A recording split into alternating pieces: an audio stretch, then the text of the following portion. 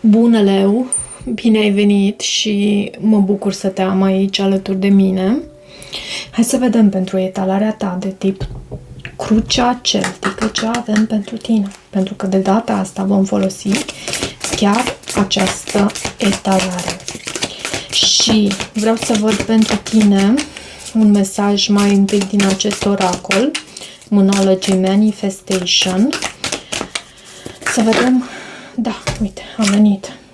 Poți să ai de-a face cu o balanță sau cu un berbec sau să ai tu aceste marcaje pe harta ta natală. Ce mai avem aici?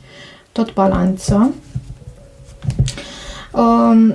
Mesajul din aceste carduri este acela ca tu să îți amintești și să cunoști faptul că ești iubit. Ești iubit și ești apreciat de cei din jur, iubit, iubită de cei din jur.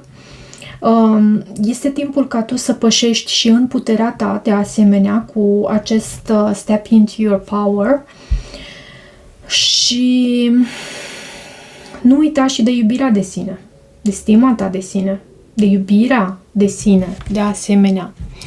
Hai să vedem din tarot ce mesaje primim din tarot aici pentru tine.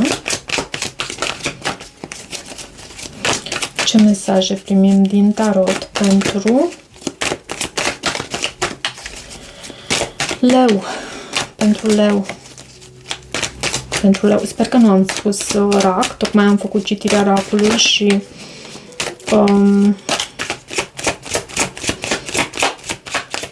poate nu am spus, nu mai știu. Hai să vedem. Pentru tine. Pentru tine, Leu. Ce mesaje avem pentru Leu.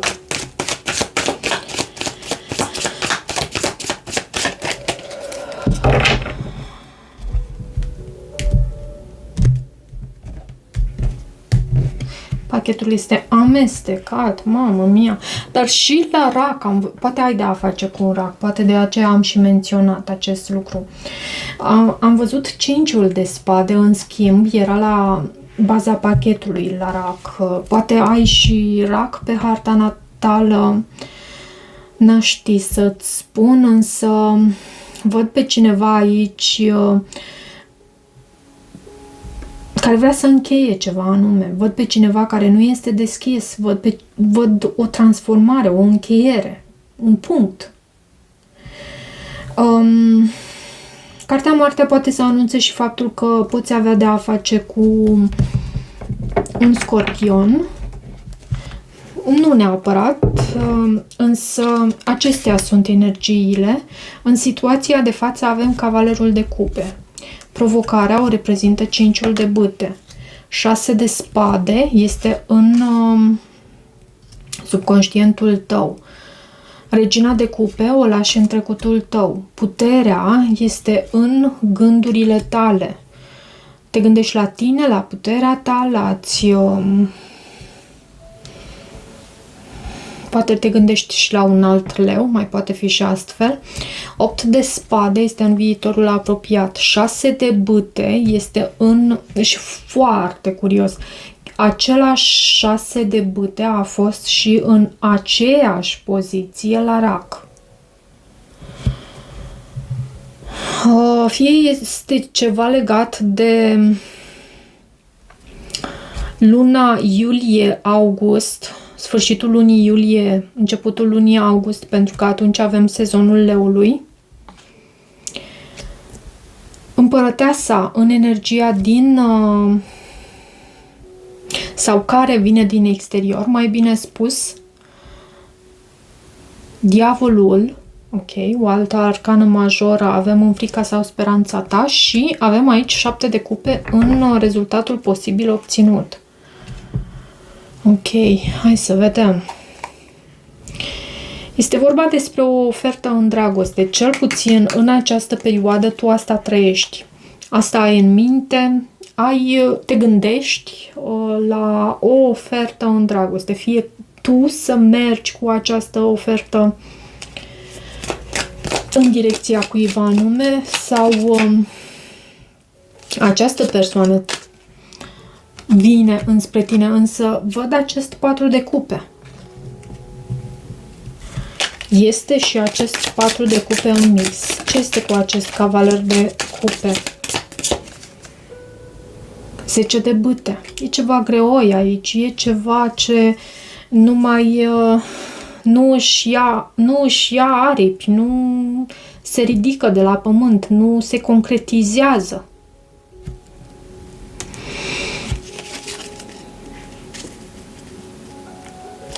Și văd și împărăteasa. Da, este vorba despre această persoană care este în jurul tău. În mod specific poate fi vorba despre un taur sau o balanță sau o persoană care are taur sau balanță în marcajele hărții sale natale, cum ar fi mai ales în soare, lună, ascendent. Deci nu neapărat să aibă taur balanță în soare, adică semnul zodiacal.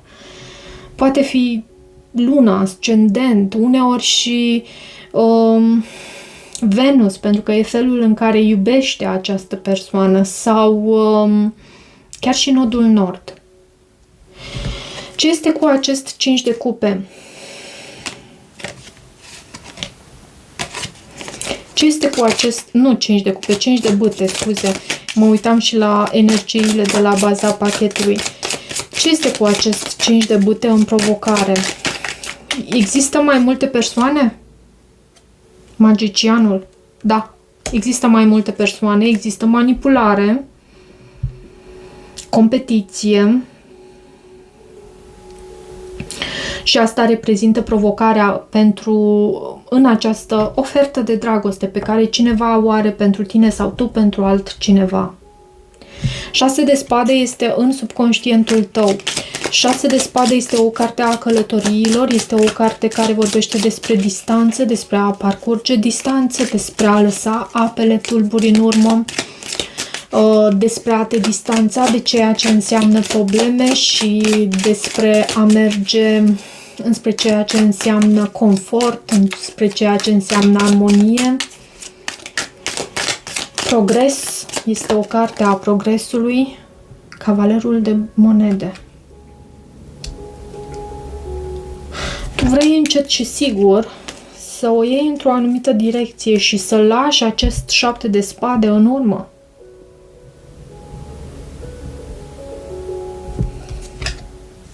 Da, este o ofertă de dragoste, dar pentru tine simt foarte mult că această ofertă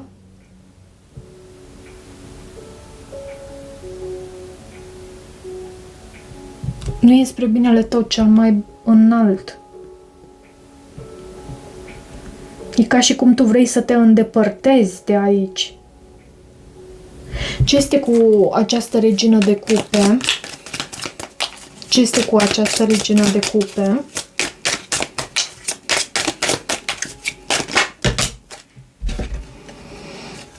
Cinci de monede, steaua. 5 de bâte.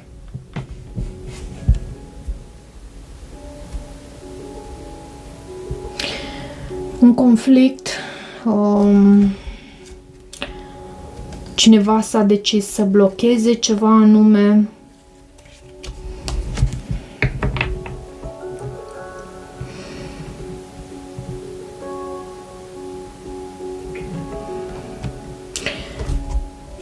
Vezi tu, avem două cărți. Două cărți mai puțin pozitive și aceste două cărți care vorbesc despre vindecare, iubire, vulnerabilitate, sensibilitate.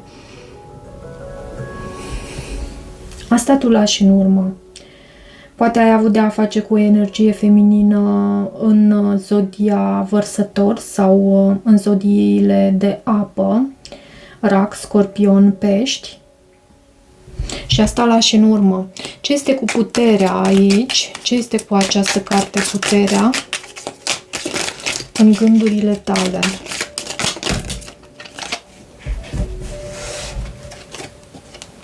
Judecata, spânzuratul.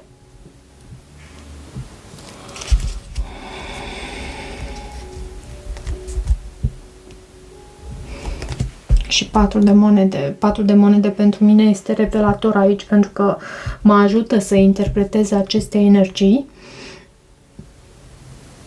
Și cred că la tine tu ai parte de anumite conștientizări, de anumite realizări, poate chiar de iluminare cu acest card spânzuratul și cumva te gândești la faptul că stă în puterea ta să obții acel lucru la care tu te gândești. Poate e vorba de finanțe, pentru că văd acest 4 de monede, 8 de monede. Sunt cărți ce vorbesc despre stabilitate, despre monedele pot să prezinte și sănătatea și sunt cărți cu energii bune aceste cărți. Stă în puterea ta și îți dai seama de acest lucru.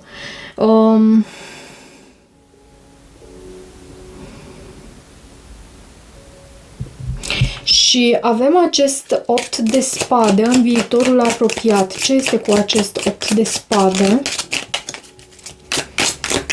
Ce este cu acest 2 de cupe? Și 2 de bâte. E vorba despre această ofertă de dragoste pe care am prins-o aici încă de la început de citire. E un parteneriat aici care pe tine te face să te simți blocată. E necesar să iei o anumită decizie, poate există și o căsnicie la mijloc, poate există și copii. 7 de spade și împăratul. Ceva în ascuns cred că nu îți dorești și asta nu e un lucru rău, e un lucru foarte bun. Ce este cu acest 6 de bâte? Ce este cu acest 6 de bâte? Te văd blocat aici. 5 de bâte.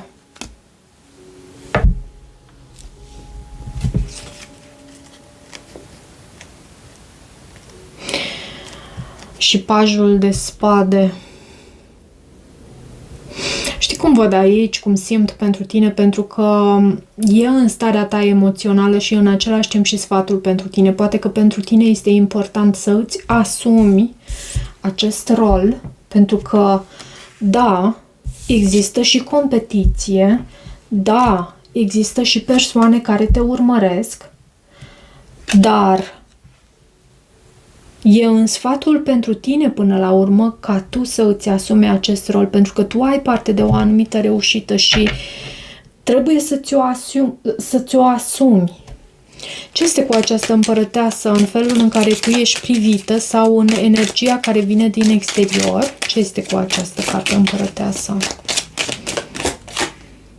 3 de monede.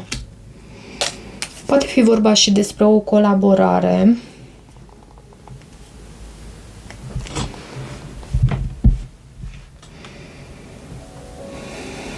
Știi ce îmi vine acum în minte? Pentru că am văzut acest 7 de bâte, regele de spade, pajul de bâte, marea preoteasă și uite, împărăteasa. Posibil cei din jurul tău să te privească astfel, ca fiind această împărăteasă și pentru tine, munca ta reprezintă locul în care tu te desfășori. Probabil ai și parte de o anumită reușită pe care e bine să ți-o asumi. Și cred că în același timp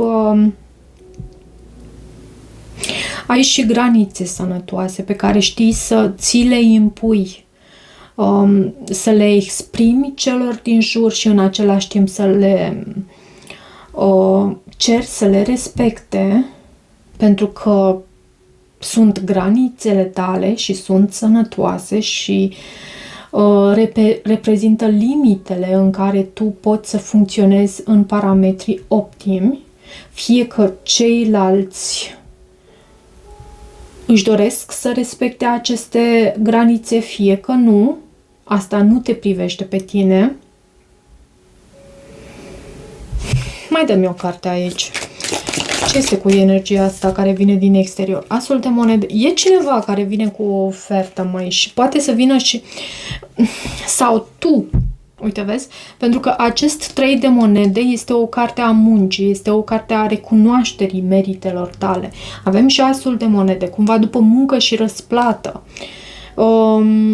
Ești în abundență și ești privită și ești văzută și ești validată și ești admirată și toate cele bune. E până la urmă împărăteasa aici, în felul în care cei din jur te privesc. Și da, există competiție, da, există ochi și ești pusă sub lupă.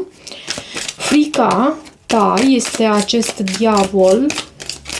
Poate că în trecut ai lăsat în urmă o astfel de energie, poate chiar ai avut de a face cu un Capricorn, dar nu vrei să te mai întorci acolo. 8 de spade, da. Nu vrei să te mai întorci acolo. Nu vrei să te mai întorci într-un loc, la o persoană care te făcea să te simți astfel. Poate exista și abuz, deși mi-e greu să cred că pentru tine accepti sau ai fi acceptat așa ceva, dar da, e posibil cu acest diavol. Diavolul poate să vorbească și despre abuz. Ce este cu acest 7 de cupe în rezultatul posibil obținut?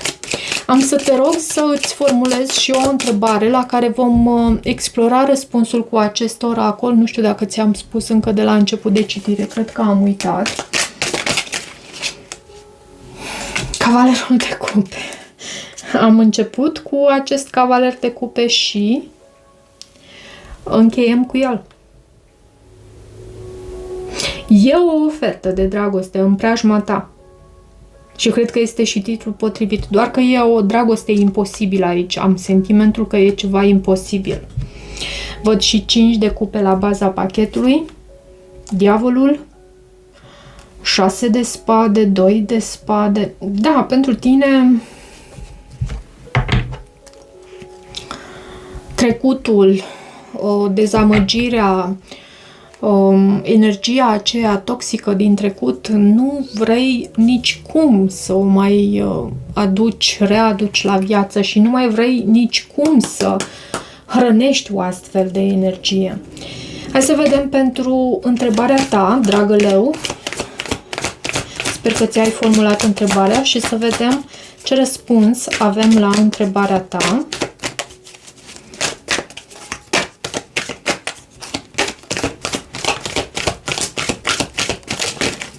Ce răspuns avem la întrebarea leului? Caută un semn.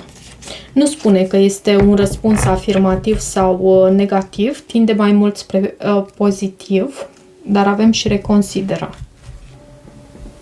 în următoarele săptămâni. Caută un semn.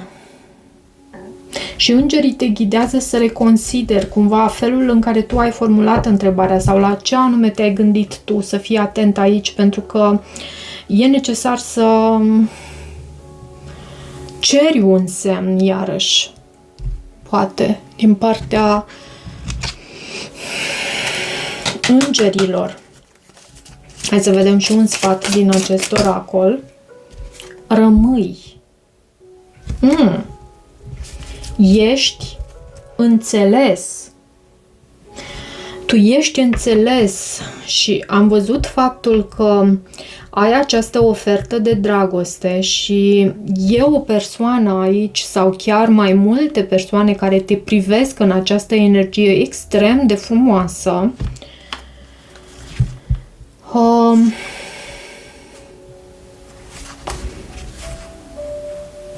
Și cred că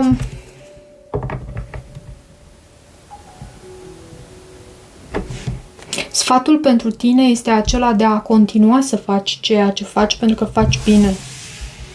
Cu acest rămâi, la asta mă duce cu gândul. Hai să vedem și din oracolul frunzelor de ceai ce evenimente pot să mai vină în viața ta.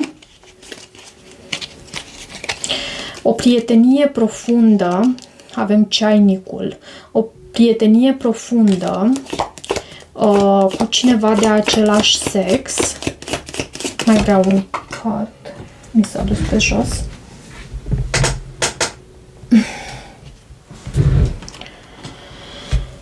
Șoarecii,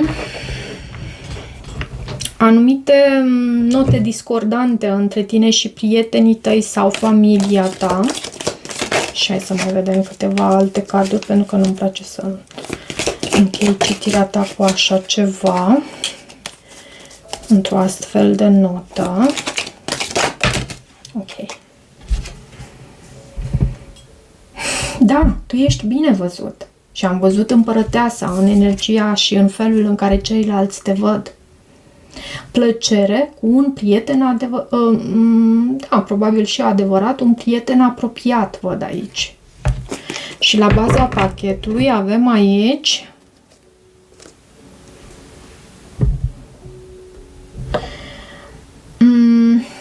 sunt anumite situații în preajma ta care îți cer să le manageriezi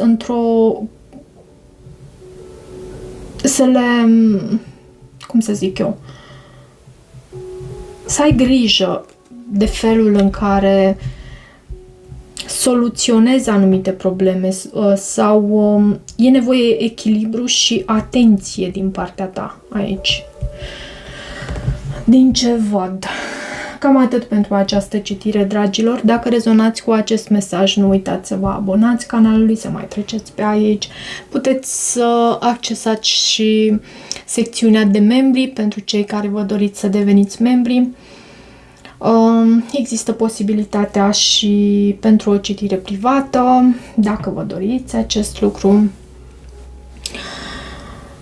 Eu vă îmbrățișez și toate bune!